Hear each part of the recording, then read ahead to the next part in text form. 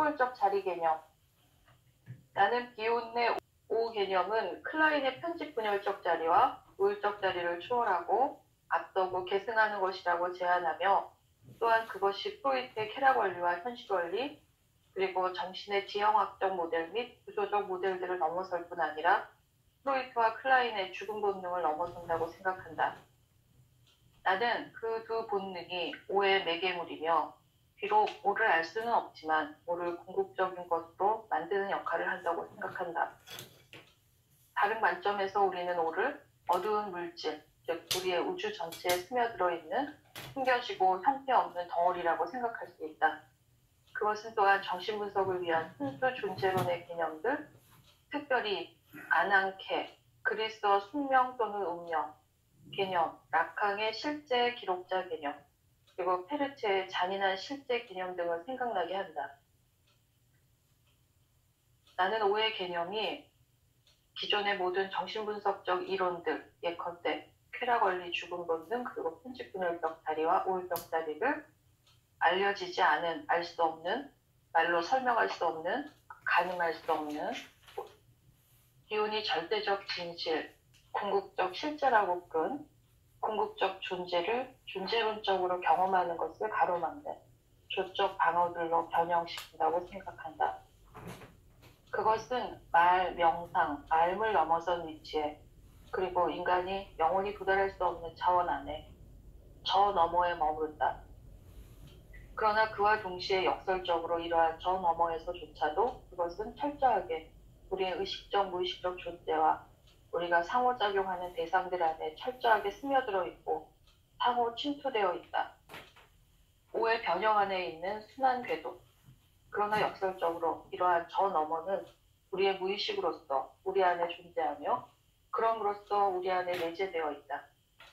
비오는 우리 안에 내재된 신성, 즉 우리의 타고난 전관념들, 이데아, 형태, 누메나, 신성이 실제적 경험 안에서 실현될 때 내가 초월성이라고 부르는 것을 성취한다고 믿었다. 우리는 그때 우리 안에 내재된 무한한 초월적 자기와 하나가 된다. 내가 19장에서 논의하듯이 나는 비온의 변형 이론의 원한이 정신적인 처리 과정과 정서적인 처리 과정이라는 두 측면의 순환으로 구성되어 있다고 생각한다. A 변형은 한 측면에서 베타 요소들의 정신화와 함께 시작되며, 이때 베타 요소들은 알파 기능에 의한 전환 과정을 거쳐 꿈, 사고, 기억, 접촉 장벽, 그리고 감정으로 분류 배치된다. 여기서 변형의 한 측면이라고 본 것은 감각의 수용이라고 우리 번역을 했는데, 원문에는 the sensory input aspect라고 나와요. 그러니까 감각 입력의 측면이라, 어떤 감각 자료라고 어디서 얘기를 하죠. 이건 감각의 수용이라고 표시했지만 또 한쪽에서는 원문에 의하면 감각을 인풋하는 것, the sensory input aspect. 그래서 어떻든 감각 자료라는 측면이죠. 이 감각 자료가 결국 베타 요소인데 이것이 알파 기능을 통해서 알파 요소로 바뀐다는 얘기를 우리가 했었죠. 그래서 우리 이 O의 한 측면, 비온의 변형 이론에 두 가지가 있는데, 어떤 여기서는 정신화라는 개념을 쓰죠. 멘탈라이제이션이라는 얘기를 하고 있는데, 베타 요소는 뭐라고 얘기하면 O가 남긴 인상이다, 이렇게 얘기를 하고 있죠. O의 흔적이라고 얘기를 하고 있는데, 이 O의 인상이 베타 요소인데, 이것이 프로세스 되는 것을 정신화라고 한다, 멘탈라이제이션이라고 한다, 이렇게 이해하시면 좋겠어요. 그래서 우선 감각적인 측면, O가 우리의 감각적인 측면, 우리의 정서적인 측면을 만나면서 감각 자료가 남는다. 그래서 이 감각이 하나 입력된다. 이 입력된 감각을 우리가 이 알파 요소, 알파 펑션을 통해서 알파 요소로 바꾸는 작업이 일어난다 하는 것을 우리가 누차 얘기를 하고 있는데, 그 부분을 얘기하고 있어요. 우리 그 다음으로 가보죠. 동시에 다른 측면에서, 아까는 변형의 한 측면에서였고요. 동시에 다른 측면에서 타고난 전관념들이 출현한다. 비오는 또한 그것들을 베타 요소들이라고 부른다. 따라서 베타 요소는 감각 자극들과 마음의 안과 방 모두에서 오는 전관념들, 타고난 그리고 또는 획득들을 묶는 접착제 역할을 한다. 이건 번역이 조금 저는 마음에 들진 않아요. 여기서는 무슨 얘기예요? 베타 요소 속에는 감각 자극들도 있고 전관념들도 있다. 이 두 가지로 형성된다. 이렇게 보시면 좋을 것 같아요. 이게 베타 요소라고 하는 것 중에는 하나는 감각 자극, 이게 하나는 전관념, 하나는 전관념. 이 두 가지를 합쳐서 베타 요소라고 한다. 그래서 베타 요소를 정의하는 것이 우선 우리가 잘 알아들어야 되겠죠. 이 그로트슈타인이 이해하고 있는 베타 요소는 감각 자극들과 전관념들을 포함하는 혼성 개념이라고 하는 거죠. 그래서 이 개념을 데피니션을 모르면 나중에 우리가 이분 얘기를 잘 못 알아듣게 돼요. 그 다음으로 가보죠. 떠나간 젖가슴이 돌아올 것이라는 믿음을 지니고 있기에 좌절을 충분히 오랫동안 견딜 수 있는 요한은 그 경험을 실현할 수 있을 것이고, 그렇게 함으로써 전관념을 관념으로 변형시킬 수 있을 것이다.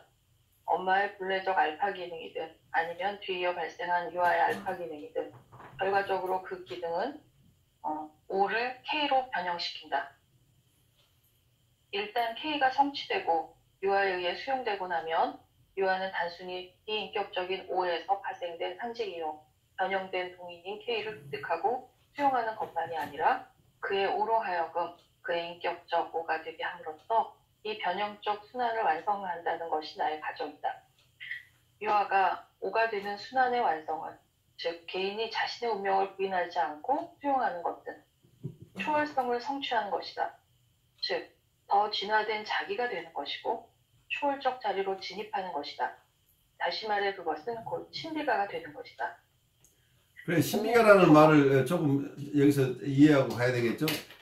여기서는 자기의 오라고 하는 게 전관념들은 결국은 정서적인 얘기들을 하고 있죠. 전관념들과 여기서 감각 자극들이 감각 자극이 마음의 밖과 안 모두에서 오는 감각 자극들인데, 여기서는 주로 오가 어떤 정서적인 측면을 만났을 때 남게 되는 게 감각 자극들로 남는다. 그래서 이게 베타 요소 중에 일부를 구성한다고 봐요. 그리고 또 하나의 오의 요소, 베타 요소 중에 또 하나는 전관념들. 여기서 여러 가지 이름으로 얘기했던 타고난 그리고 획득된 전관념들. 이 두 가지가 베타 요소인데, 이 베타 요소를 베타 요소를 알파 기능의 어린아이 때는 알파 기능이 아이가 가지고 있지 못하기 때문에 투사적 통일을 통해서 아이는 이걸 엄마에게로 옮겨놓죠.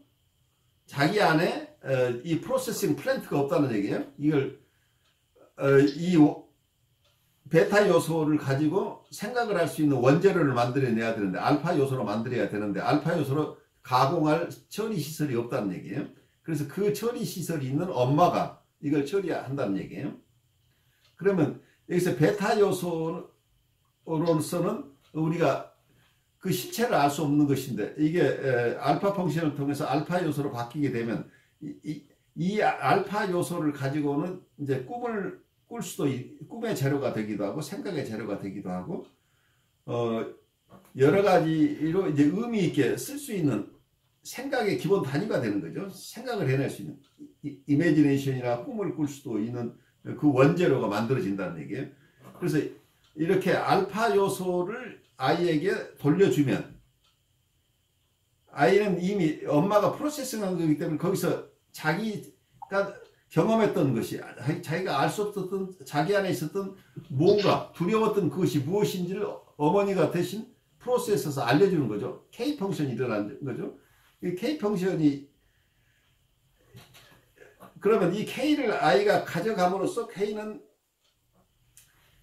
어떠면 여기서 이분은 원래 아이가 가지고 있던 O가 이쪽에 프로세스 돼서 K가 돼서 돌아갔는데 그 K를 I가 자기 것으로 가져감으로써 결국은 이 K가 자기의 O를 만나는 것이라는 얘기죠. 그 자기의 원래 O를 만나게 되니까 여기서 퍼스널 O가 나오는 거죠. 자기가 체험한 처음에 만났던 O는 뭐예요? 임퍼스널한 거죠. 자기가 생각으로 처리하지 못하는 객관적인 거죠. 그렇죠. 엄마가 프로세스에서 되돌려 주어서 K 요소로 돼서 자기가 아는 어떤 것이 됐다고 한다면 이때는 자기의 O가 K를 통해서 자기가 그 O를 알게 되는데 이때는 퍼스널한 O가 되는 거죠. 인격적인 O가 그래서 O가 진화한다는 얘기죠. 임퍼스널했던 O가 퍼스널한 O로 된다는 거죠. 그래서 이제 이건 임상에서도 마찬가지 과정으로 설명을 하는데 여기서 O라는 개념을 굉장히 넓게 설명을 하고 있죠. 유아가 혹은 일반적인 인격이 O가 되는 자기가 O가 되는 순환의 완성, 그러니까 자기의 O를 만나는 것이 개인이 자기의 O를 만난다는 것은 어떤 것이요? 여기서는 자기가 감당할 수 없었던 어떤 정서를 만나는 체험이 되겠죠. 그 정서를 만나서 피하지 않고 그것을 자기 것으로 가져간다는 얘기는 자기에게 주어진 운명을 부인하지 않고 수용한다는 얘기랍니다. 그래서 자기 안에 있는 초월적인 존재를 만난다. 여기서 초월성의 개념을 얘기하고 있죠. 그래서 자기가 이 과정을 통해서 자기가 알지 못했던 자기를 만나는 과정이다. 이렇게 된다면 초월적인 자기를 만난다. 그래서 이 초월적 자리에 간다는 개념을 쓸 수 있겠죠. 그래서 초월적 자리로 진입한다는 개념을 여기 쓰고 있어요. 초월적 자리를 만난다고 하는 것은 신비가라는 얘기예요. 그런데 아이가 자기가 신비가인 줄 모르지만 이 원리가 적용될 때 이런 것을 이해하는 사람을 신비가라고 한다는 얘기죠. 그러니까 자기의 O를 만나는 사람을 신비가라는 얘기. 그러니까 신비가 네, 말씀하세요. 지금 이 얘기를 잠깐 들으면서 제 머릿속에 이게 영상 같은 게 하나가 지나가는데 영화 같은 걸 보면은 영화에 기승전이 있고 갈등이 있고 어떤 정말 감당하기 어려운 사건이 일어나고 운명 같은 게 막 드러나고 그러잖아요. 예. 그런데 마지막에 그 주인공이 뭔가 결단을 내리고 뭐 길을 떠나는 장면, 자동차를 몰고 쫙 길을 간다거나 뭔가 내가 받아들이지 못해서 여자를 놓쳤는데 다시 그 여자를 찾아서 막 떠난다거나 뭐 이런 것들. 네. 근데 이게 마치 이제 유아를 빼고 거기에 어떤 성인이나 누군가를 집어넣었을 때 자신의 어떤 부인하고 있던 받아들이지 못했던 이런 운명을 수용하는 것, 그렇죠. 이런 것들 포함해서 이게 초월적인 자기라고 할 수도 있을까요? 그렇죠. 예. 아주 좋은 임프레션이에요. 어떤 좋은 현상이죠. 예. 아니 제가 왜 이 얘기를 했냐면 어제 어떤 분이 한 달 만에 오셔갖고 굉장히 우울증에 시달리던 20대 후반의 여성인데 남자친구랑 헤어졌대요. 근데 알고 보니까 자기가 그동안 그 사람을 많이 참아줬었던 거래요. 그리고 내가 얼마나 힘들었는지를 알았대요. 근데 그동안 그걸 부인했다는 거예요. 근데 제가 한 달 전에 이분한테 어떤 얘기를 했었는지 기억이 안 나는데 굉장히 뭔가 안에 분노가 있는데 그 분노의 에너지를 가두지 말고 내 안에서 그것이 분노가 활동하게 하라. 그래서 좀 이거는 고통스럽지만 아무튼 접촉할 필요가 있는 부분인 것 같다. 뭐 어떤 그런 얘기를 했는데 아마 이게 역할을 했는지 어떠했는지 너무 멀쩡해져서 온 거예요. 그리고 이제 자기는 이제 뭘 어떻게 해야겠다. 근데 예전에 뭘 해야겠다 할 때는 왠지 불안정해 보였는데 이분이 어제는 힘주어 얘기하는데 이 사람의 자기 치유력이 발동을 했구나. 이런 느낌이 저한테 확 오는 거죠. 이렇게. 그래서 오늘 이 초월적인 자기라는 게 굉장히 이렇게 좀 추상적으로 다가와서 무슨 말인지 사실 개념이 없었는데 운명을 받아들이는 거 이게 초월적인 자기다 뭐 이렇게 단순화시켜도 될까요? 그렇죠. 여기서 운명이라는 것을 어떤 면에서 내가 컨트롤하지보다는 숙명이라고 내가 컨트롤하지만 환경이라고 볼 수도 있겠죠. 네. 그러니까 굉장히 오늘 확 와닿네요. 그래서 제가 좀 너, 중간에 껴들었습니다. 너무 이걸 신비한 것으로 보지 말고 임상적인 것으로 본다면 이 초월성이라고 하는 게 자기가 부인하고 있던 자기 모습을 수용한다고 하는 거죠. 그렇죠. 그럼 바로 그거. 바로 저항을 내려놓는다는 얘기잖아요. 그래서 이분이 이렇게 뭔가 살도 찌고 항상 얼빵해서 멍하고 이런 상태로 오셨는데 살도 다 빠지고 굉장히 차분해서 그러더니 이제 상담 안 와도 되겠다고 하고 갔어요. 알았다. 근데 이게 받아들이는 느낌이 다르시더라고요. 이분들이. 그래서 운명을 받아들인다는 느낌이 그랬을 때 사람들의 어떤 변화가 이런 거였구나. 어제 굉장히 제가 놀라운 경험을 해서. 네, 운명이라는 것을 우리가 너무 부정적으로만 볼 부분은 아니죠.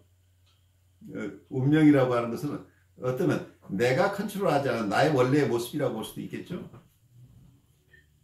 네, 맞습니다. 근데 우리가 사회적으로 학습되고 또 부모의 요구에 응당 맞추고 이러다 보니까 자기가 원하는 것들을 놓치고 타인에게 맞춰가고 이러다 병나죠.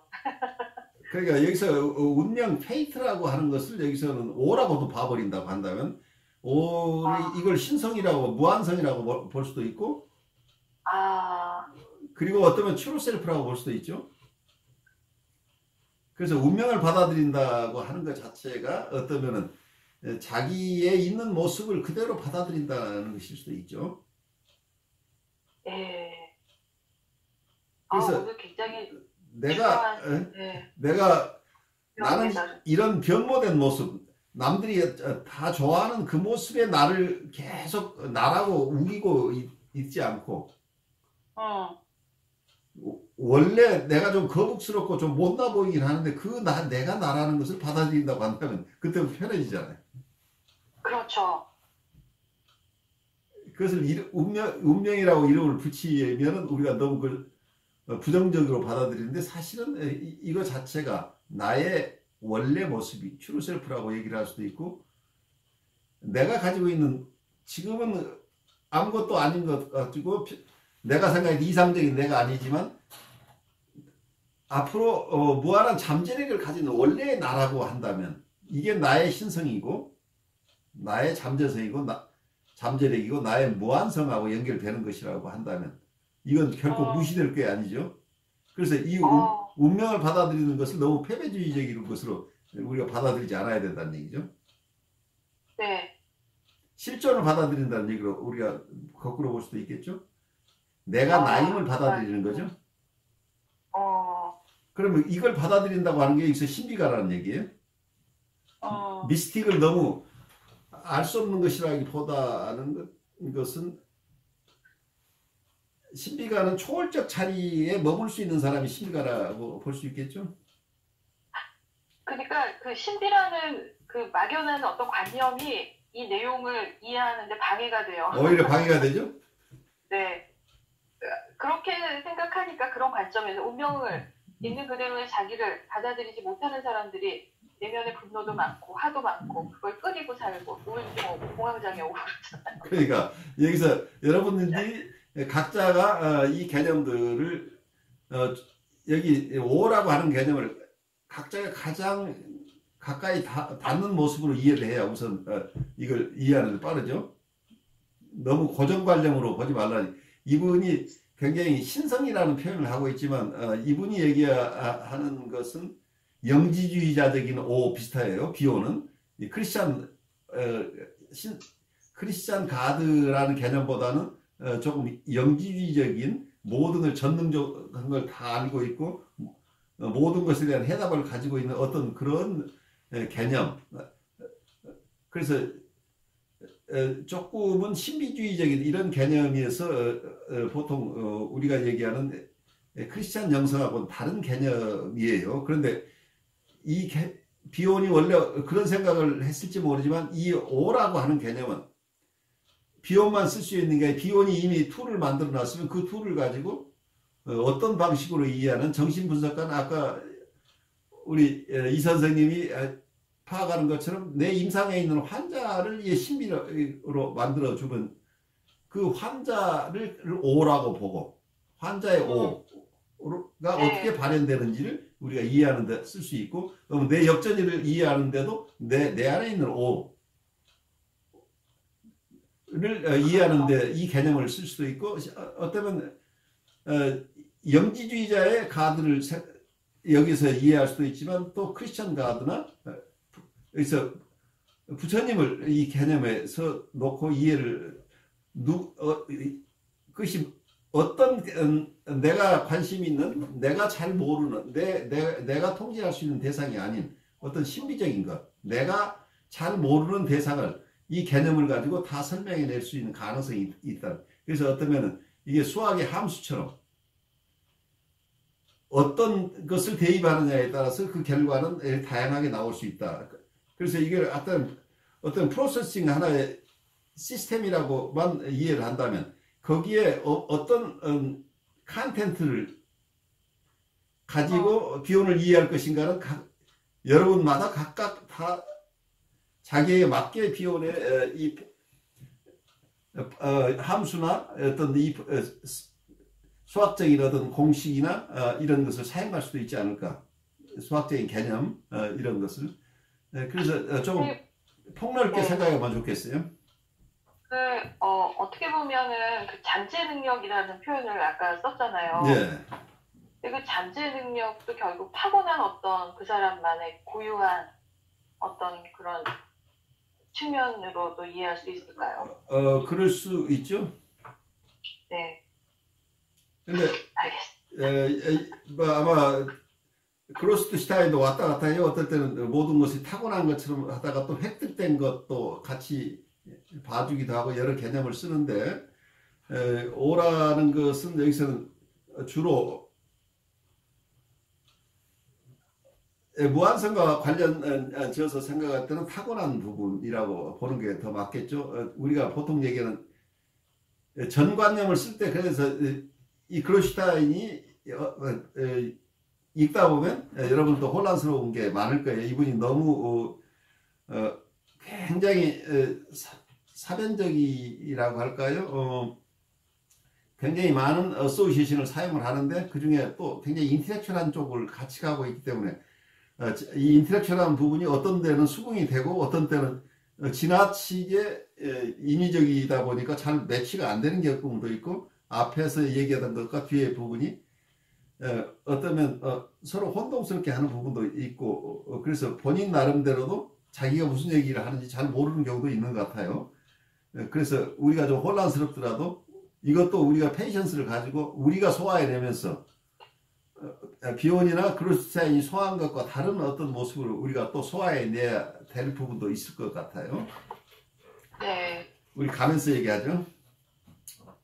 오, 초월 그리고 현존. 나는 비혼의 오가 하이데거의 존재 또는 실존의 개념과 라캉의 실제 기록자 개념과 어떤 점에서 연결되어 있다고 믿는다. 비록 비혼이 라캉, 사르트르 혹은 하이데거의 작업에 대해 언급하지는 않았지만, 그는 정신분석적 사고를 그것의 실제론적 뿌리로부터 분리시켜 존재론적 관점으로 옮겨 놓았다고 나는 생각한다. 나는 비혼이 사용한 초월 개념에 대한 설명을 시도하겠지만, 정신분석의 본래의 목표가 피분석자로 하여금 그의 욕망들 뿐만 아니라 그와 타자 사이, 그리고 자신과 그의 존재 자체, 즉 그의 현존 사이를 가로막는 환상의 장막을 초월하도록 돕는 것임을 두려워하지 않는다면, 이 초월이라는 용어는 우리를 오도할 수도 있다고 생각한다. 따라서 초월성의 저 너머처럼 보이는 것은 안과 밖 모두에서 직접적으로 가까이 있는 알지 못함으로 가는 우리의 길에서 환상의 장막을 넘어서는 것을 의미한다. 달리 말해서 우리가 흔히 실제 리얼리티라고 부르는 것은 그 자체로서 실제 오를 숨기고 있는 하나의 환상이다. 비혼은 결정론적 확실성에 의해 특징 지어지는 현대주의의 장막을 찍고 우리에게 상대주의, 상호주관성, 그리고 말로 표현할 수 없는 것을 소개해 주었다. 비혼에게 있어서 오는 모든 대답을 당혹스럽게 만드는 질문 뒤에 있는 질문인 동시에 알 수 없는 대답이다. 나는 내가 초월성이라는 용어를 사용할 때 그것을 종교적인 의미가 아니라 내재성의 의미로 사용하고 있다는 것을 거듭 상기시키고 싶다. 다른 말로 하면 우리의 잠재적 초월성은 우로서 우리와 함께 있다. 정서적 경험을 거친 결과로서 우리가 이러한 것이 될 때 우리의 내재성, 신성은 파육되고 실현되며 우리는 자기 초월적인 존재가 되고 진화한다. 초월성을 보여주는 꿈. 다음은 한 환자의 정신분석 회기에서 가져온 자료의 일부다. 꿈에서 나는 아버지와 함께 슐레, 유태인 예배당에 있다. 나는 누더기 옷을 입고 있다. 아버지는 나에게 더 좋은 옷을 입으라고 말한다. 아니요, 나는 이 옷이 좋아요. 이게 나예요. 라고 말한다. 그때 예배가 시작된다. 나는 이곳은 진정한 예배가 일어나는 곳이 아니에요. 라고 말한다. 그리고 나서 나는 진정한 예배를 찾아 계속해서 순례의 길을 떠난다. 한 여인과 한 신비한 낯선 사람이 나와 동행한다. 우리는 순례자들이 하는 것처럼 들녘을 걸으면서 나다를 먹고 길 위에서 자고 먼 곳까지 떠도는 생활을 한다. 우리는 수정과 바디오일을 구할 수 있는 어떤 장소에 도달한다. 그 여인은 비누거품 목욕을 한다. 우리가 먹어왔던 다양한 급식들이 그 여인에게 요로 질병을 발생시켰다. 그녀는 더 이상 우리와 함께 여행할 수 없다. 나는 이런 인식을 즐기면서 내 마음보다 더 큰 의식의 명령을 따라서 혼자서 길을 떠난다. 환자의 연상들은 다음과 같다. 순례는 우리 관심사의 일부일 뿐이다. 우리 모두는 이러한 일상성을 다루어야만 한다. 우리의 삶을 순례로 만드는 큰 영혼이 있지만 우리는 그것을 알 수 없다. 우리의 삶에는 많은 시나리오들이 진행됐다. 마음은 몸을 초월한다.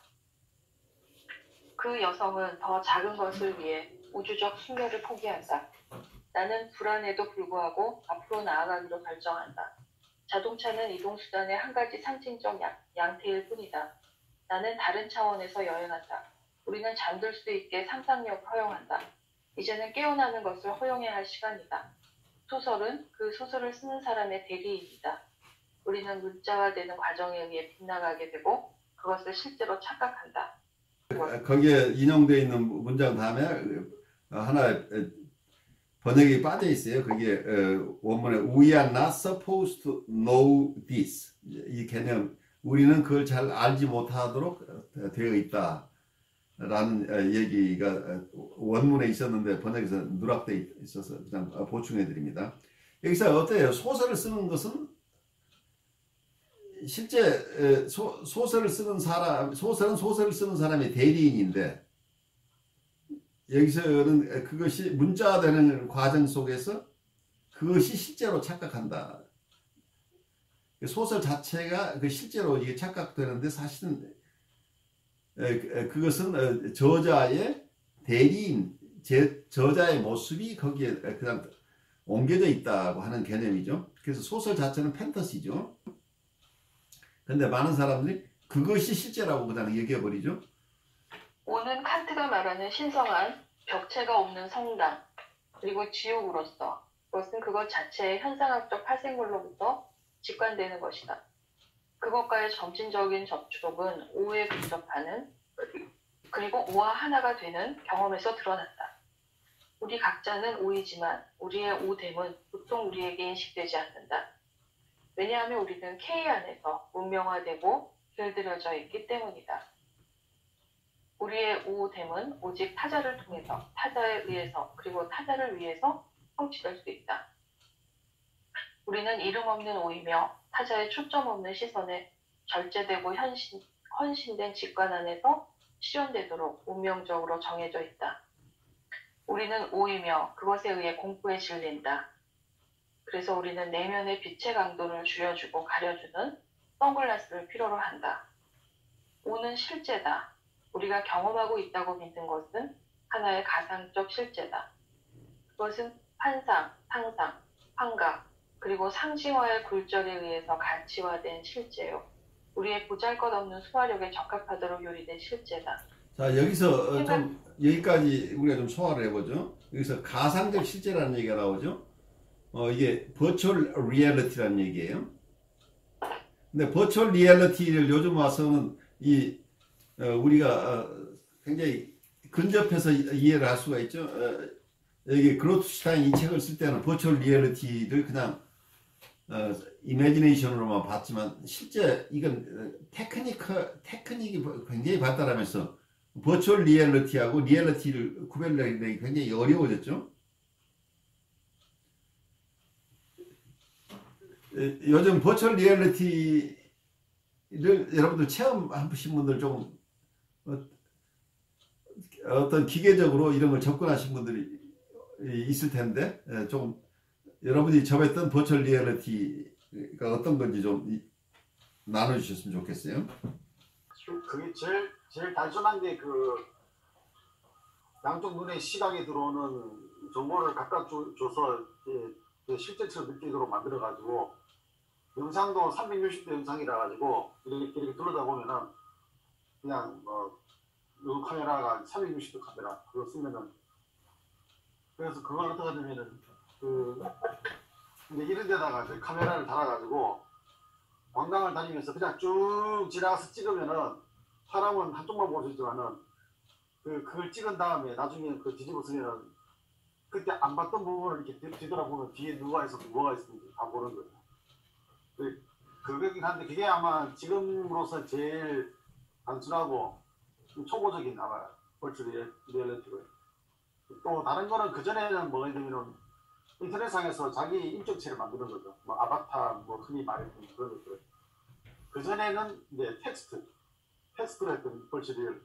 버추얼 리얼리티도 계속 발전해 나가는데 이제는 뭐 냄새 이런 것까지도 만들어내는 장치가 계속 나온다고 그러고 있고 지금 마이크로소프트에서 만들어낸 아직 상용화는 안 된 것 같은데 하는 게 뭐냐면 스캐너로 자기 방을 다 스캔한 다음에 거기다가 이걸 앞에 쓰면은 자기 집 방을 다 보이는데 TV든지 가구 이런 것들을 자기가 세팅을 하는 거예요. 이렇게. 책당도 세팅을 하고 실제로는 TV가 없는데 TV를 딱 지정하면은 그게 정말 TV로 보이고 채널을 바꿀 수 있고 책장이 없는데 책장을 세팅하면 이 책을 건들면은 전자책이 펼쳐지고 그러니까 그 앞에 쓰는 그거를 부수면은 아무것도 없는데 그걸 쓰면은 갖추어진 세팅된 그런 룸이 나오기 때문에 뭐 하여튼 그렇게 된다고 그게 현재 기계적인 그래 최신 과학 기계를 통해서 거의 이 리얼리티 버추얼 리얼리티라는 게 굉장히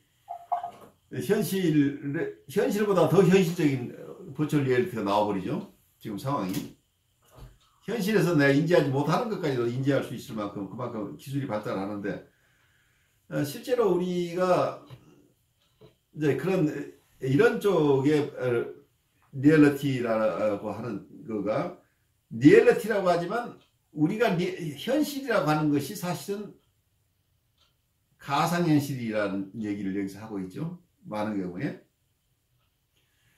우리가 매일 현실이라고 생각하는 것 자체가 그게 여기서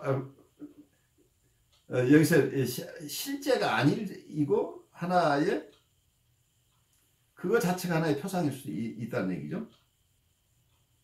그게 버추얼 리얼리티 우리가 환상이나 환각 일루전이라고 하는데 사실은 우리가 전이정서라는 게 뭐예요? 이게 환상이죠.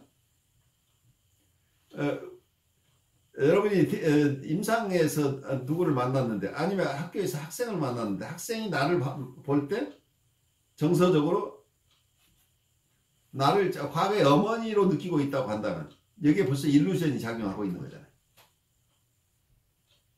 그 나라는 존재 자체하고 상관없이 다른 피규어에 대해서 느꼈던 정서가 나에게 오고 있다고 하는 것은 여기는 이미 판타지 속에 내가 있다는 얘기죠. 그 전이라고 하는 것도 하나의 판타지 현상이라고 이렇게 이해할 수 있겠죠. 그래서 우리는 환상, 일루전 속에 산다. 그래서 우리가 이 세상을 사는 거지만 사실은 실제를 보는 게 아니고 여기 비혼에 얘기하는 오를 만나는 게 아니고 오의 일루전을 보고 있다는 얘기죠. 그래서 어쩌면 입산 수도에서 스님들이 하고 있는 작업이 이 환상에서 벗어나는 작업을 하는 거겠죠. 진리를 만나기 위해서는 이 환상으로부터 벗어나야 된다는 거죠. 근데 어쩌면 우리가 우리 인격 수련을 하는 과정 속에서도 우리 겹겹이 가지고 있는 이 환상에서 벗어나는 거겠죠.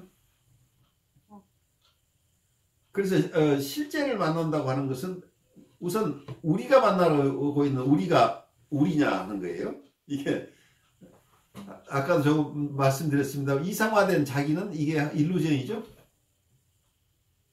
근데 일루전인 허상인 나를 안고 내가 살고 있는 게 많은 사람들의 어려움이죠.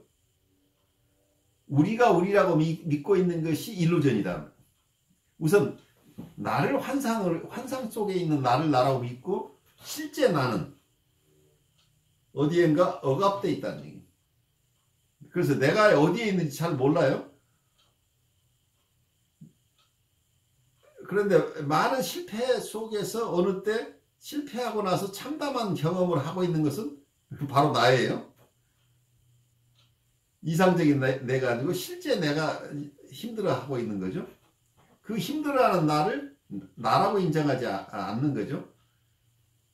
보잘것없는 나를 이 오를 만나고 싶지 않은 거죠. 사실은 오를 만나는 것에 대한 두려움이 있죠. 그래서 오에 대한 방어 얘기를 여기서 패러노이드 스키조이드 포지션 얘기도 나오고 디프레시브 포지션이라고 하는 여러 가지 얘기들이 나오는데 궁극적으로는 이 오를 만나지 않는 방어라고 얘기를 하고 있죠. 조금 더 가면서 얘기를 해보죠. 그래서 결국은 우리가 버추얼 리얼리티라는 개념 속에서 테크니컬한 것보다 우리가 일상 삶 속에서 우리가 우리를 대하고 우리가 대상을 대할 때 참으로 그 대상을 실제 살아있는 대상이나 그리고 나를 실제 나를 만나고 있는 것인지 아니면 나는 끊임없이 허상을 만나면서 이 세상을 살고 있는 것인지 그런 어떤 자각들이 이제 필요한 단계에 우리가 와 있다고 보여야 돼요. 이 얘기를 굉장히 많은 얘기가 이 속에 숨어 있으니까 같이 가보죠. 생각하는 자 없는 사고는 오해의 소산물이다. 그것들은 우리의 내적 우주 안에 위치하는 것으로 경험되는 그리고 그러나 장소가 없고 위치가 없는 태어나지 않는 것들, 불멸성에 대한 암시들이다. 그것들은 결코 객체가 될 수 없기 때문에 발견될 수 없다. 그것들은 언제나 끝없이 출현하는 주체다. 아마도 모든 측면들 중에 가장 만족스러운 측면인 미학은 오의 유기적인, 살아있는, 변하지 않는 판형과 눈부실 정도로 무한한 패턴들로 이루어진 내적 우주의 풍경을 가로질러 움직이는 모든 오의 형태 없는 형태들, 즉 암시적으로 미묘하고 전체적인 형태들, 소중한 찰나의 순간 동안 유혹적으로 자신들을 드러냈다가 다시금 그것들을 신적이고 신기한 안개 속으로 사라져버리는 을 위한 판형을 구성하고 있다. 오에 대한 비혼의 생각과 마음이 그것들을 생각하도록 기다리는 생각하는 자 없는 사고들에 대한 영상에서 우리는 생각하기가 일반적으로 의미하는 것을 초월하는 정신의 활동이 존재한다고 볼 수 있는 가능성을 소개받는다. 우리는 이러한 상태를 성취하기 위해 열린 상태로 있어야 한다. 즉 탐구적인 호기심을 갖든 소화되지 않은 수동적 상태이든 어떤 경우든지 뜻밖의 것에 대해 마음을 연 상태로 머물러 있어야 한다. 일단 우리가 그것을 만나고 나면, 즉 그것이 우리 안에 들어올 수 있도록 허용할 수 있다면 우리는 그것을 처리할 것이다. 그 결과 우리는 무의식적으로 그것에다 우리의 개인됨의 인장을 찍는다. 즉 그것을 발견하기에 앞서 상상 속에서 그것을 창조하도록 허용하며 그 다음에 그것을 내재화하고 소화를 통한 변형의 연금술 과정으로 들어가도록 허용한다. 여기서 잠깐만요. 여기서 그것을 발견하기에 앞서 상상 속에서 그것을 창조하도록 허용하면 여기서 주어가 빠져 있어요. 이야기가 좀 어려워 있는데 거기서 원문에서는 we allow ourselves to create it imaginatively. before discovering it 이런 용어가 있는데 여기서 우리 스스로가 우리 스스로 상상 속에서 창조하도록 허용한다는 얘기예요. 여기서 imagination을 사용한다는 얘기예요. imagination에서 뭔가를 크리에이트하고 이걸 만들어내고 우리가 만들어내고 우리가 그걸 발견한다는 얘기예요. 그러니까 어떤 면에서 이런 표현은 뭐냐면 오가 스스로 모습을 드러내는데 그걸 그냥 오가 모습을 드러내는 것을 우리가 발견한다 이렇게 그냥 표현하지 않고 여기에 묘하게 하나를 더 끼워 넣었어요. 우리가 우리 스스로에게 그것을 크리에이트 하도록 허용한다는 개념이죠. 그러니까 오가 드러난다가 아니라 오가 우리의 상상을 통해서 우리에게 드러나도록 허용한다는 이런 개념을 썼어요. 우리의 상상력을 통해서 마치 우리가 창조하는 것처럼 드러난다는 얘기죠. 그러니까 우리가 생각하는 것처럼 이렇게 우리 스스로 이걸 창조하도록 허용한다는 얘기는 실제로는 이 오는 타자예요. 그런데 우리에게 이렇게 드러나는데 마치 어린아이가 어때요? 엄마의 젖을 먹고 싶은 순간에 자기가 엄마의 젖을 크리에이트 한다고 생각하는 순간 젖이 나타나면 정말 자기가 크리에이트 하는 줄 알죠. 그 개념을 여기 묘하게 섞어 쓰고 있어요. 지금까지 해오던 얘기대로 한다면 이 오가 스스로 드러날 수 있도록 허용한다 하는 것으로 충분한데 거기에다가 한 구절을 묘하게 집어넣어서 우리 스스로가 상상 속에서 그것을 이 오를 창조하도록 허용한다니. 그리고 나서 그러니까 우리가 이걸 발견하기 이전에 우리가 창조하도록 허용한다는 거죠. 그러니까 묘하게 이게 이미지네이션 펑션을 하나를 집어넣는데 요즘 제가 어느 강의에서 상상을 통한 기도에 대한 얘기들을 이번 얼마 전에 강의를 했는데 상상을 통한 기도 방법이 영성적으로 오랫동안 전통을 가지고 있는데 이 이미지네이션이라는 패컬티를 통해서 하느님을 만난다고 하는 그런 기도 방법이에요. 근데 묘하게 지금 여기에서 하고 있는 얘기는 이 오가 드러나도록 허용한다. 굉장히 우리가 마음을 연다는 것까지는 우리가 다 이해를 하죠. 근데 갑자기 여기서 한 구절이 더 들어가 있다는 것을 여러분들이 눈여겨보면 우리 스스로를 이 개입시 We allow ourselves to create it imaginatively before discovering it. 그러니까 이 오가 드러나는 것을 우리가 발견하게 되겠죠. 소극적인 자세에 있으면 우리가 이 오가 드러나도 허용한다고 한다면 이게 드러났구나 하는데 그 사이에 우리의 imaginative activity를 하나 집어넣었다는 얘기 이 속에 이 저자가. 그래서 묘하게 이분은 이런 상상을 통한 어떤 실체를 만나는 과정을 그러니까 이거 자체가 어떤 일루전이에요 사실은. 그런데 아이들이 중간 대상을 만날 때 어떻게 해요? 엄마 대상 대신 유니카 개념에 의하면 엄마가 준 수건이나 아니면 테디베어나 이것을 자기가 창조했다고 믿는 거죠. 근데 이게 그 중간 대상이기 때문에 엄마가 가져왔지만 마치 자기 것인 것처럼. 그래서 어떤 면에서 이게 리얼리티하고 판타지의 중간 지점의 이 중간 대상이죠. 아이는 주관적으로는 자기가 창조한 거예요. 그래서 엄마가 가져다 줬지만 아이가 이건 자기가 만든 거라고 믿고 있기 때문에 이거 함부로 뺏어갔다 큰 난리가 나죠. 상징적으로는 이게 엄마를 대신한다고 우리가 보통 얘기를 하죠. 엄마가 없을 때 아이는 이 중간 대상을 통해서 위안을 받는 거죠. 그래서 엄마를 대신하는 어떤 대상이 돼 있는데 이 중간 대상은 아이는 자기가 창조한 것처럼 느낀다는 거죠. 그런데 아이가 이 중간 대상을 보고 이걸 엄마라고 생각하지만 어른이 보면 이게 엄마 아니야 라고 하지만 이 아이는 정서적으로는 이 엄마를 대신해 주는 거죠. 그래서 어떤 사람이 이 아이는 테디베어 보고 엄마라고 하고 있어. 그래서 이 아이가 믿고 있는 게 일루전이니까 엄마는 없는 거야 라고 얘기할 수 있겠어요? 이제 이런 게 판타지 개념하고 여기에 섞여 있는데, 이게 O를 이 사람이 상상 속에서 O를 크리에이트 했다고 한다면 이게 일루전이니까 O가 없다고 얘기할 수 있죠. 그렇지만 사실은 이 O는 이미 존재하는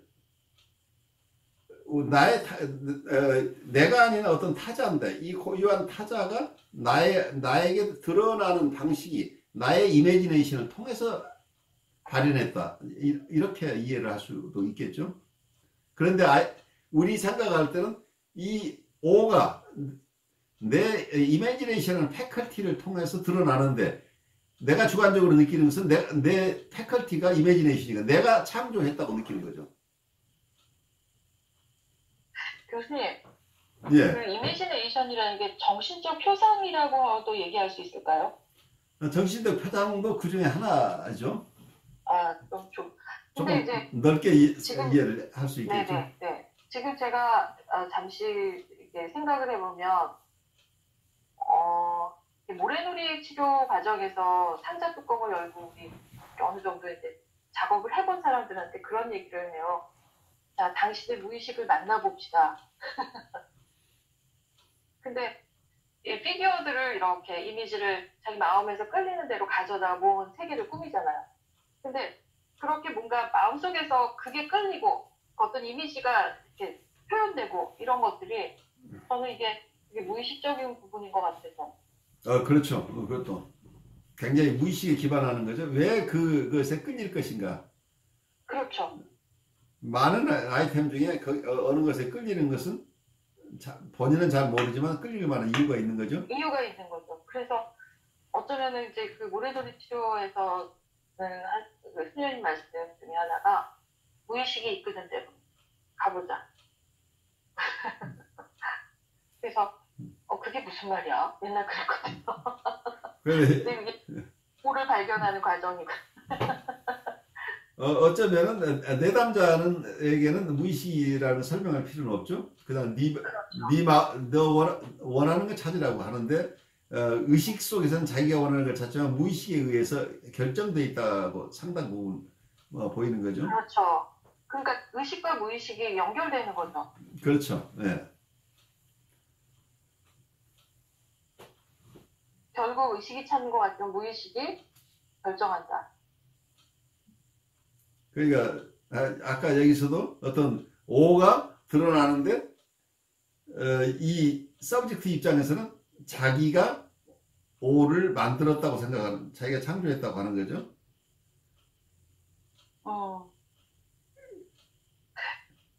그래서 어떤 면에서는 이게 우리가 하느님을 만나는 과정이 어떤 사람은 자기가 창조했다고 느낄 수 있겠죠. 근데 사실은 자기의 상상 속에서 만나고 있지만 그 상상에서 만나는 대상은 실제 살아있는 대상일 가능성이 있다는 거죠. 그런데 자기가 창조한 것으로 내가 상상하고 있을 뿐이야 라고 나는 느끼고 있을지도 모르죠. 하지만 실제 대상일 수도 있는 거죠. 경우에 따라서는. 그래서 이게 쉽지 않은 거죠. 이 판타지 세계라고 하는 게, 그 판타지 속에는 실상이 들어있을 수도 있다고 하는 거죠. 어떤 이런 개념을 조금 더 복잡하게 이렇게 설명을 해본다면 환상과 실상이 섞여 있을 수도 있지 않느냐는 거죠. 경우에 따라서는. 자기는 환상으로 보고 있지만 그 환상 속에 실상이 개재되어 있는데, 실상의 움직임을 어느 주체는 이게 자기의 패컬티에서 움직이는 거라고 느낄 수 있겠죠. 자기의 이미지네이션에 의해서 자기가 창조하고 있다. 어린아이가 엄마의 젖을 창조하는 것처럼 자기도 실제 엄마가 그때 다가온 것인데 자기가 자기 마음속에 엄마의 젖을 창조했다고 느껴버린다고 한다면 이 대상을 잘 이해를 못하는 상황에서 자기 나름대로 이해하는 거죠.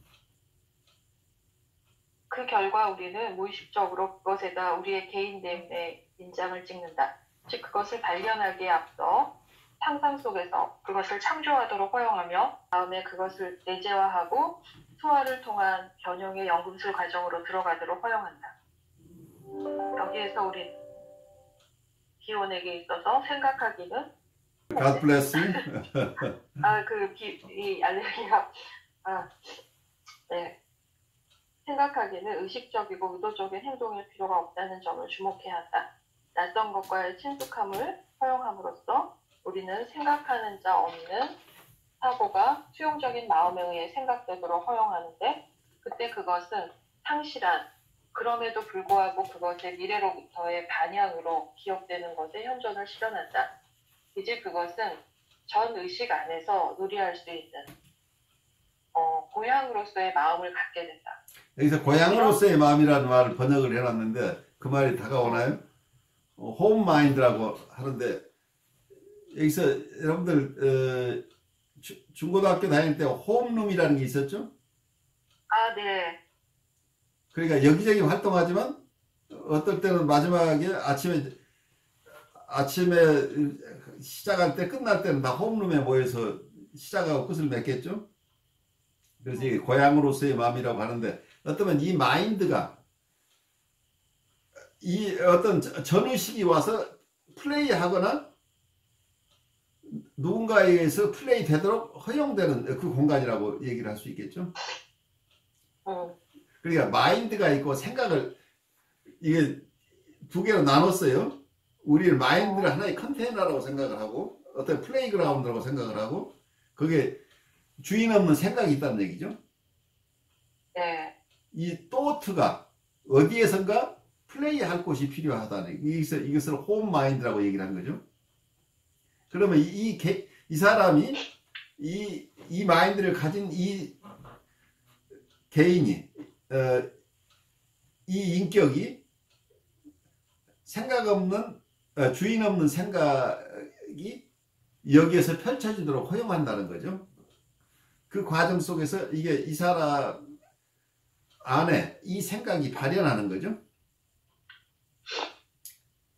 그래서 어떤 면에서는 주인 없는 생각이 주인을 찾는 과정이기도 하죠. 그래서 임퍼스널한 것이 퍼스널한 것으로 바뀐다는 얘기죠. 고향으로서의 마음을 갖게 된다. 이런 방식 덕택에 어거스트 폰 케큘레는 알려지지 않고 추측된 적이 없는 향기나는 화학물질을 규정하는 탄소 분자들의 육각형 고리를 발견할 수 있었다. 그것은 의식적 사고를 통해서 이루어진 것이 아니라 무의식적으로 그리고 직관적으로만 예측할 수 있는 것이었다. 그 결과 그는 생각하는 자 없는 사고를 불러낼 수 있었다. 그것이 극적이고 역사적인 현현으로 실현될 수 있었던 것은 꿈 안에서였다. 내 안에 있는 영지주의는 비운이 진실한 개념을 가정한다. 여기서 영지주의자라고 얘기를 했는 나스틱이라고 하는 것은 어떤 면에서는 내 안에 있는 영지주의자는 비온을 이렇게 생각한다, 이렇게 설명하고, 이 그로슈타인 자체가 영지주의자가 아닌지, 그래 그로슈타인 얘기는 신비라고 하는 게 영지주의를 배경으로 하고 이해하고 있는 것이 아닌지 하는 그런 의아심을 좀 가져봐요.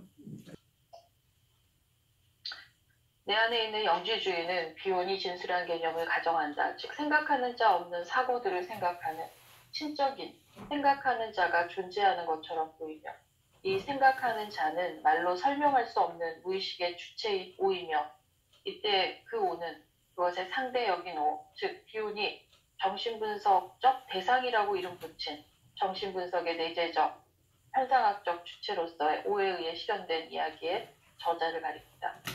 이런 관점에서 볼 때 오는 결과적으로 영혼이 인간 K의 경로를 통해 오와의 재회를 추구한다. 즉 오의 궤적은 순환적이다. 아스루바니팔과 티블라스 필레저가 지배했던 고대 아시리아 문화의 세계적인 권위자인 예루살렘 대학교의 카인 텐모르 교수는 아시리아인들에게 꿈은 신성한 신적 언어로 간주되었다고 말한다. 즉 신들은 인간들이 꿈을 꾸는 동안에 인간을 통로로 사용해 서로 소통한다는 것이다. 인간들은 꿈을 신성한 것으로 여겨야 했고 꿈들을 이해하려는 유혹을 거부해야 했다. 사고들을 생각하는 자는 꿈을 꾸는 자와 꿈을 이해하는 꿈꾸는 자와 유사하다. 사고들을 이해하는 생각하는 자는 포획되지 않고 훈련돼 무의식적으로 생각하는 자의 내적 게임 상대로서 항상 기대되는 자이다. 그들은 함께 인내심을 갖고서 알려지지 않았지만 항상 추측되어 온 미래에 대한 기망록에 의해 태어나는 생각하는 자 없는 사고가 오래전에 망명한 미래로부터 나타나기를 기대하고 있다. 간략히 말해서 연상주의의 관점에서 볼 때 사고들은 만약 우리가 수용적인 마음의 그릇들 안에서 그것들과의 교류를 최적으로 허용할 수 있다면 스스로 생각하는 것처럼 보인다. 그러나 그와 동시에 또 다른 관점에서 그것들은 말로 설명할 수 없는 생각하는 자 주체에 의해 미리 생각된 것이다. 그 생각하는 자 주체는 우리가 오만하게도 우리 자신이라고 주장하고 우리가 동일시하고자 추구하지만 실제로는 우리 안에 있으면서도 우리에게 타자인 존재다. 아마도 우리가 사고라고 부르는 것은 결과적으로 이후의 사고들과 신성한 사고 커플의 골격을 구성하는 파생물을 구성할 것이다. 비온의 추구. 여기서 사실은 굉장히 많은 내용이 포함되어 있어요. 그런데 여기에 포함되어 있는 내용은 굉장히 난삽하고 쉽지 않아요. 여기서 골격을 구성하는 베어 보운스 파생물을 구성하는데 여기서 사고의 커플이라는 말이 나와요. 띵킹 커플이라고 나오죠. 그래서 오를 하나로만 규정하는 게 아니라 오가 커플이 있는 것으로 이렇게 설명을 하고 있는데 그건 여러분들이 시간 날 때 정교하게 이 이론이 어떻게 전개되는지를 한번 봐야 될 거예요. 쉽지 않은 개념이고 여기에 나온 얘기를 다음 뒤에 또 계속해서 반복하면서 볼 거니까 여러분이 나중에 이걸 조금 보시면서 이해되지 않는 것은 메모만 해놓고 우리 다음 챕터에서 계속해서 팔로우를 하셔야 될 거예요. 그런데 여기서 아주 재밌는 얘기를 하고 있죠. 과거에 신들은 인간들이 꿈을 꾸는 동안 인간을 통로로 사용하여 서로 소통한다고 하는 이런 꿈 같은 얘기를 하고 있는데 제가 이 얘기를 들으면서 나한테 오는 어소시에이션은 뭐가 오냐면 인터넷이라는 게 뭔가 인터넷에서는 우리가 전 세계적인 교류를 하고 있는데 어떤 방식으로 우리는 지금 커뮤니케이션 하고 있나요?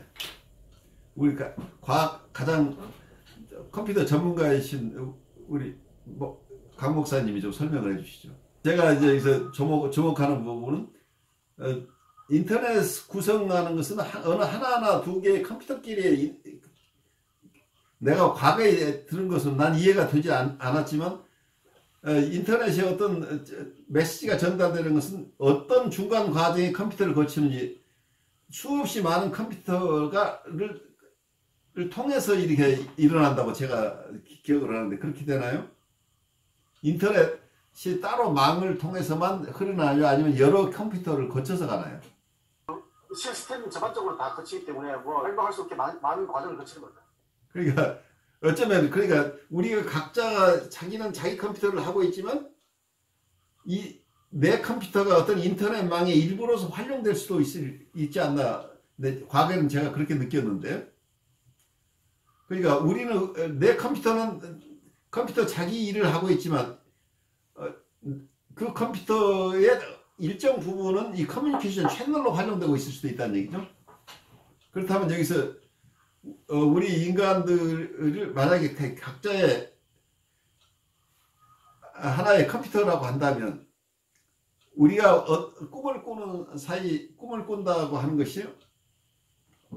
우리는 어떤 것을 꿈꾸고 있지만 그 꿈꾸는 사이에 우리의 기능의 일부가 커뮤니케이션 채널로 우주적인 커뮤니케이션 채널을 구성하고 있는 것은 아닌지 우주적 인터넷망이 어떤 꿈사고가 일 수도 있지 않겠냐는 연상을 좀 해봤어요. 이혼의 추구. 좀 빨리 읽을게요. 이혼이 직면했던 질문은 이것이다. 우리가 만나는 사건들을 먼저 개인적인 것으로 만들고 그 다음에 객관적인 경험으로 만들기 위해 우리는 그것들을 어떻게 포맷하는가. 그는 합리적인 기획은 과거에 우리의 경험들을 포맷하는 고유한 방식을 설명해 줄 수 있었던 욕동 넘어 초월적인 고려들을 필요로 한다는 것을 알고 있다. 미래의 내용을 예측할 수 있는 적절한 닿는 것이 필요하다. 이런 선언적 범주들을 고려하면서 그는 플라톤의 이데아 형태의 개념을 빌려왔고 그것을 타고난 전관념이라고 불렀다. 그리고 그 외에도 감각장치, 담는 것, 당기는 것, L, H, 그리고 K 연결들, 직관 등의 용어들을 사용하였는데 이것들은 정신분석적 대상을 그리고 오화의 공명을 이해하기 위한 도구들이었다. 비오는 그의 인식론적 순례의 길에서 플라톤, 아리스토텔레스, 마이스터, 에크하르트, 휴, 특히 칸트를 포함한 위대한 철학자들의 공헌들을 추적했다. 그는 또한 프랭카레, 게오르그 칸토와 같은 수학자들에게도 지혜를 빌려왔다. 그가 수학자들에게서 도움을 얻고자 했던 것은 선입견에 의해 물들지 않은 언어였다. 그가 추구했던 것은 우리의 경험을 이해하고 처리하고 내재화하도록 허용함으로써 우리가 먹은 것이 우리 자신이 되는 것과 마찬가지로 그것들로부터 성장할 수 있게 하는 우리 안에 내재된 어떤 것을 발견하는 것이었다. 궁극적으로 비오는 오와 직관을 만나게 된다. 오는 칸트적 의미에서 초월적 실체를 가리키고 직관은 우리 안에서 초월적 실체가 신성화되도록 허용하는 선언적 실체를 가리킨다. 이런 성취들은 아무리 높이 평가한다고 해도 충분하지 않을 것이다. 그것들은 클라인의 공헌들을 우아하게 확장했고 세련된 것으로 만들었고 프로이트의 업적들을 능가하는 인식론적이고 존재론적인 초심리학적 초이론을 확립했다. 이 초이론은 특히 그것의 중심부로서의 정서적 경험의 진실, 그것의 수호자 및 떠나지 않고 맴도는 현존으로서의 신앙, 그리고 그것의 창시자의 실현으로서의 오와 함께 인식론적 및 존재론적 이론을 정신분석 이론에 도입했을 뿐만 아니라 목적론을 특히 초를 도입했다. 여기에서 초점은 신개념이 그랬듯 결코 감각이나 숙고의 대상이 될 수 없는 주체들의 주체인 오를 경험하는 능력에 있다. 오를 경험하는 능력은 말로 설명할 수 없는 정신분석의 주체, 즉 성취의 인간에게 주어지는 특권이다. 말로 설명할 수 없는 정신분석의 주체, 즉 오인 것을 경험하는 우리 자신들의 무의식적인 측면은 비온이 정신분석적 대상이라고 부른 것으로 환자에게서 제시된다는 것이 나의 믿음이다. 그 정신분석적 대상은 증상들, 꿈들, 자유현상들에서 그리고 특히 연합될 경우 고유한 의미를 나타내는 항구적 결합들의 중요한 장소가 되는 것에서 드러난다. 오를 경험하고 분석가의 해석과 함께 실현 또는 화욕을 기다리는 피분석자의 측면은 말로 설명할 수 없는 무의식의 주체요. 한 번 그리고 영원히 무의식의 유화로 알려진 신성한 실체라는 것이 나의 믿음이다. 기온에 따르면 우리는 자기 부정을 통해서 오가 된다. 그렇게 해서 오가 되는 것은 비록 일시적인 것이기는 하지만 내가 초월적 자리라고 부르는 것의 성취를 나타낸다. 초월적 자리는 개인이 유아기 이후로 계속해서 좌절을 감당하는 고통받는 역량을 점진적으로 발달시킴으로써 모든 것의 궁극적 실체인 오와 공명하는 능력을 갖게 되는 자리다. 그러므로 이 능력은 편집분열적 자리와 우울적 자리에 앞서 있고 모든 차원과 관점에서 동시에 그리고 이후에 있으며 맴돌고 둘러싸고 껴안고 넘어선다. 나는 편집분열적 자리와 우울적 자리는 모두 오의 아호인 절대자의 눈멀게 하는 빛으로부터 보호해주는 정서적 및 인식론적 오존층, 렌즈 또는 필터를 구성한다고 봅니다. 앞에서 언급한 대로 오는 존재 또는 실존 그 자체, 즉 위장 없이 순수하고 의무있게 경험하는 존재의 또 다른 이름이다. 그것은 숨기는 것이 없는 진리이다. 여기까지 읽을까요? 그래요. 오늘 여기까지 하면 오늘 충분한 양일 것 같아요. 오늘 이 내용에 있는 것들은 계속해서 우리가 공부해 나가야 될 부분이라고 이해하시고 오늘 여러분들이 나눈 것 중에도 우리가 다 소화하기는 어려운 내용들이 꽤 많이 들어있어요. 우선 발제자부터 오늘 소감 잠깐 나누는 시간 갖죠.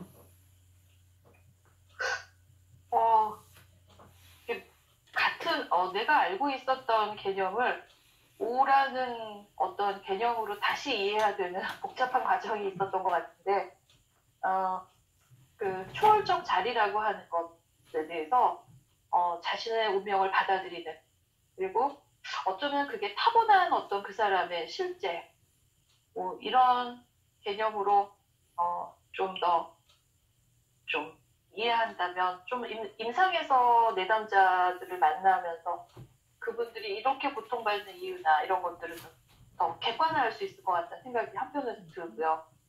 또 받아들이지 못해서 겪는 여러 가지 신적 고통들이 많거든요. 내담자들 보다 보면. 그래서 이런 것들이 좀 어떻게 도와야 될지 이런 것들도 좀 생각하게 되고, 그러나 결과적으로 그 고통 가운데서 실체가 드러나는 것이 아닐까, 진짜가 드러나지 않을까, 그런 생각이 좀 드네요. 그러니까 좌절이나 고통을 견뎌내는 능력이 어떤 면에서 우리의 네거티브 케이퍼빌리티죠. 소극적인 능력인 거죠. 그래서 이 자기의 고통스럽고 좌절스러운 그거 속에서 희망을 잃지 않는 것이 건강한 사람들이죠. 네. 그런데 그 속에서 자기를 놓아버리는 사태가 발생하는 거죠. 더 이상 빈 젖은, 사라진 젖은 다시 돌아오지 않는다. 사라진 젖가슴은 다시 돌아오지 않는다고 한다면 이 사람은 이미 더 이상 희망을 두지를 않는, 그러니까 이 젖가슴이 빈 자리를 그대로 두고 돌아오길 기다려줘야 되는데 이 돌아올 자리를 없애버리는 거죠. 그럼 이분은 거기서 돌아오고자 하는 그 어떤 것이 있다고 할지라도 자기 안에서 수용해낼 수가 없잖아요.